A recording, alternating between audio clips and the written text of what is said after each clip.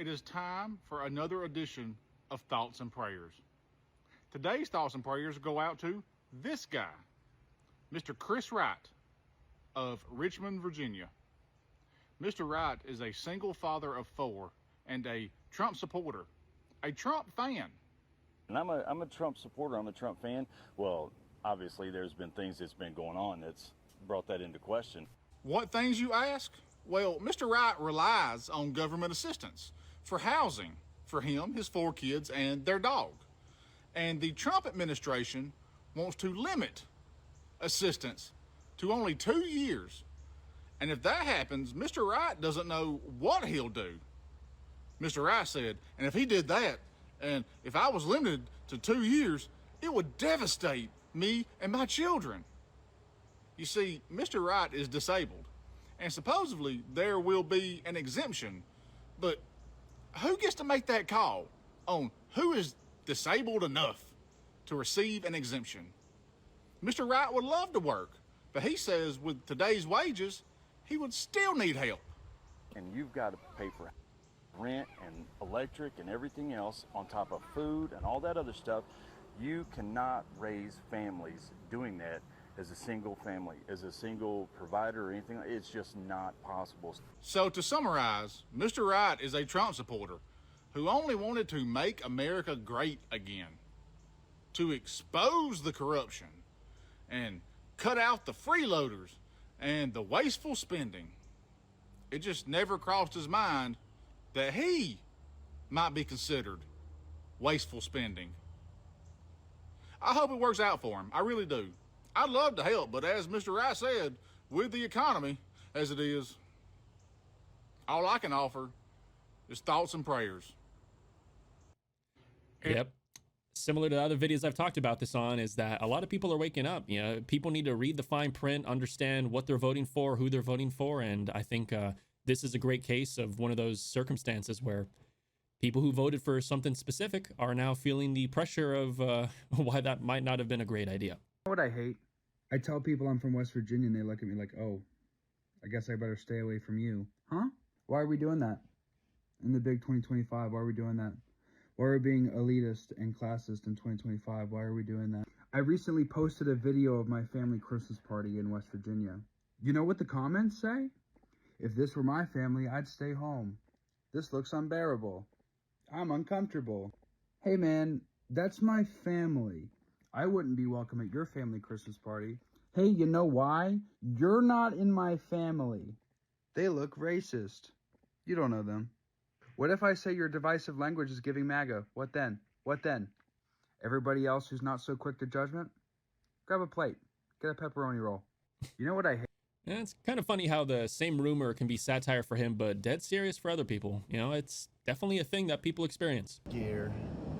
They started looking at TV, wanting that field, but they start talking about Trump. And they thought that was going to win the election until the people cut the TV off and said, no, I'm looking at my pocketbook and I'm looking at what's going on the borders and stuff and my safety. And I'm going to the grocery stores. I'm going to the gas stations, you know what I mean? I'm looking at the schools where they talking about kids can be cats and stuff and fairies and stuff. Come on, man, when does this stop? You know what I mean? It's just crazy. I was in Pennsylvania. I was in Butler.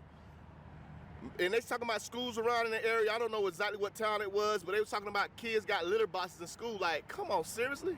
Like, wake up, America. Like, if some of the stuff is just common sense, like, who want to live in a country like that? You know what I mean? Sooner or later, they'll be saying their dogs. Sooner or later, they'll be saying their pigs. You know what I mean? Like, come on, man. Enough is enough, you know? I mean, you can tell those cultural fights are definitely a big deal for him in this case. And there's a lot of situations like that where schools are doing those type of things. So again, it's 2026 is an interesting year. We're going to see where that goes. How does West Virginia feel about the election, Wesley? West Virginia is straight up Donald Trump, without a doubt. And everybody, I have not talked to one person that does not love the results of this election. Why do you think West Virginia loves that man so much? His values, his morality. I know everybody screams economy. It's not just economy. It is his morals. Their country's morals went, and he gives you the feeling, he gives you a feeling of good morals. You know what I mean? Like, yes, I'll stop right there. How does West Virginia feel about, men getting pregnant? And It's impossible. It's impossible. Men don't get pregnant. Men don't get pregnant. It's impossible. but according to them, They're wrong. They're wrong. And we should put pregnant men in the military apparently, and we should let trannies have rights more than our rights. And Absolutely not. Yeah. Absolutely not. Yeah. And men cannot get pregnant. yeah, and we've got we're not going to have as many litter boxes in bathrooms anymore. Have you heard about this? I have not heard about the litter box. I know about the tampons, but not the litter boxes. They're putting litter boxes in the bathrooms because the kids think they're cats. And the teachers have to treat them like cats. And then when the parents go, "You've been letting my kid pee in a litter box for all semester," they're like, "Oh yeah, well we can't talk to you about it because it's between us and the student." Well, so the teachers are the problem also. Yeah. Just like not all the universities, but a lot of the universities across this country are the problem. They are the problem. It ain't me and you. It's, you know what I'm saying. Our country's just going to be stronger. We're not going to be soft anymore. Exactly. The world's Don't going it to make you feel better? Yeah, the world's going to respect us. Like Yes. we got our mojo back. Yes, and you can feel it. I've got goosebumps. Yeah. I can feel it. I can feel it. You can feel it. Yeah. Interesting. Well, there's definitely something to be said about what they're talking about here. Again, so much problems in so many different aspects and areas, just the economic pains and aid cuts that are hitting places like West Virginia hard and stuff like that, but definitely schools and teachers and the things they're talking about. Again, I guess it depends who you're talking to, but there are definitely issues in certain places that could be fixed. This country's in a bad shape when they vote for someone like that. I know. So, I don't know. It's, I like the way the election went, and anybody would vote for her, they must have something wrong with them. Can you believe that they're going around saying, "Oh, the Republicans stole the election this year"? That's what they're saying. They'll say anything. They'll say anything. All the lies they told about him to begin with. Yeah. He never gave up, and for everything they supposed to have on him, sort of stupid, isn't it? Mm-hmm. Yeah. Is there anything nice you can say about Kamala? Yeah. She's on her way out. Couldn't be better. Thanks. Best thing that ever happened for her. Well, again, like I've said, a lot of people are voting a certain way, and regardless of how they feel, there are a lot of policies, orders being signed, and things coming out that are affecting and hitting them hard, whether they want to, pay attention to that or not. And it sucks for them. And, even if they want to ignore that, I feel bad for them in one way or another. Sad news. I don't know if you've heard about this, but I just heard about this. As of now, Trump has wiped out 83% of America's global aid programs. Thousands of humanitarian lifelines were shut off quietly, and most Americans still don't even know it happened. The Trump administration has eliminated over 5,200 out of the 6,200 USAID programs. This includes everything from food assistance in war zones to HIV treatment programs across Africa. In many cases, these weren't just aid projects, they were the difference between life and death. Here's what's gone. Emergency famine warnings, gone. HIV and AIDS treatments programs in Africa, and others maternal health services in developing countries canceled. Food drops in Afghanistan, Yemen, and South Sudan shut down. Roughly 10,000 U.S. employees have been laid off.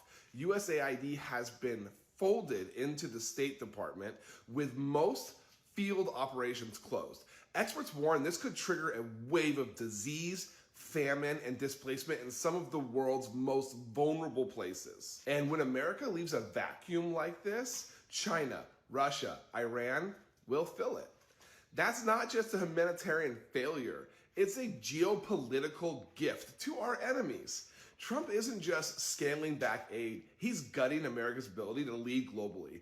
He's breaking partnerships we spent decades building, and he's turning the United States into a country that only looks out for itself, no matter the human cost. If you think this is dangerous, and I do, follow me on Instagram and Substack. I'm gonna be posting everything there.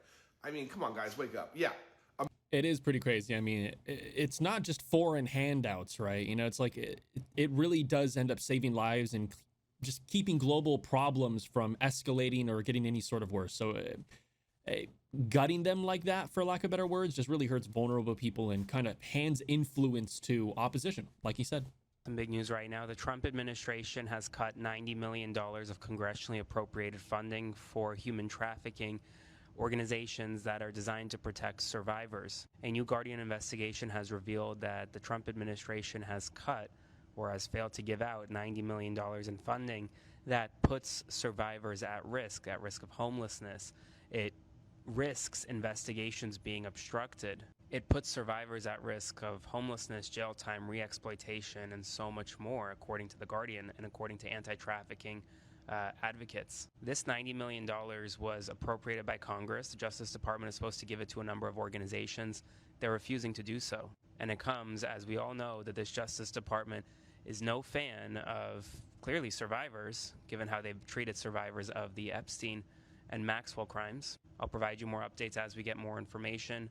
Spread the word. Follow along, stay up to date on all the news you need to know about. More to come soon.